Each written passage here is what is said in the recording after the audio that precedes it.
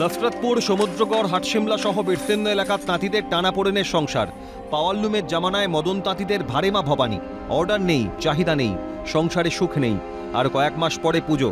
এই সময় দম ফেলার সময় থাকতো না একদিন। প্রতি ঘরে তাঁতের আওয়াজে মনে হতো পাগলা ঘোড়া ছুটছে গোটা এলাকায়। এখন অধিকাংশ ঘরেই বন্ধ তাঁত। দু চারটে ঘরে যদি বা তাঁত চলছে, সেখানে কাঁচামালের পয়সাও উঠছে না।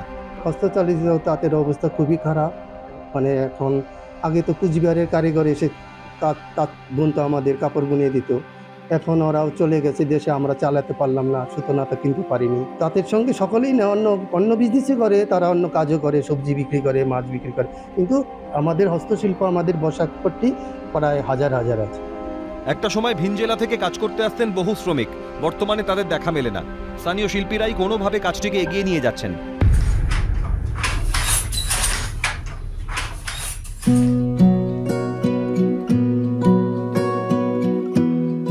এরকম অবস্থায় এগিয়ে এসেছে রাজ্য সরকারের তরফে তন্তুজো। তাদের শোরুমগুলির জন্য পুজোর মরশুমে কেনা হবে হ্যান্ডলুম শাড়ি। বিভিন্ন জেলায় করে সেখান থেকে 6টা ক্যাম্প থেকে মোট 1 কোটির মতো আমরা কাপড় কিনবো আমাদের স্পেসিফিকেশন অনুসারে। পুরো কটনের হতে হবে বা সিল্কের হতে হবে, মানে ন্যাচারাল ফাইবারের হতে হবে। তন্তুজের এই ঘোষণায় ইতিবাচক দিক দেখছেন রাজ্যের মন্ত্রী স্বপন দেবনাথ। এবার হয়তো সংসারে খুশি ফিরবে তাঁত শিল্পীদের। এবার হয়তো পুজোয় তাদের ঘরের বাচ্চাদের গায়েও নতুন জামা উঠবে।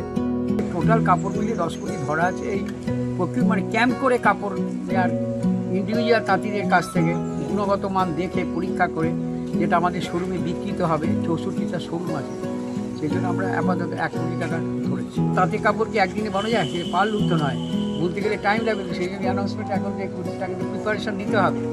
তারা যদি চায় ভালো ডিজাইনের কাপড় বলতে, আমরা ডিজাইন দিয়ে দেবো। এখনো হ্যান্ডলুম কোনোভাবে বাঁচিয়ে রেখেছেন ওরা। হাতের কুশলীর টানে কাপড়ের গায়ে ফুটে উঠছে নকশা। আশ্বাস দিয়েছেন রাজ্য সরকার, আশ্বাসেই বিশ্বাস রাখছেন তারা। অরূপ সেনগুপ্তের রিপোর্ট, ক্যালকাটা টেলিভিশন নেটওয়ার্ক।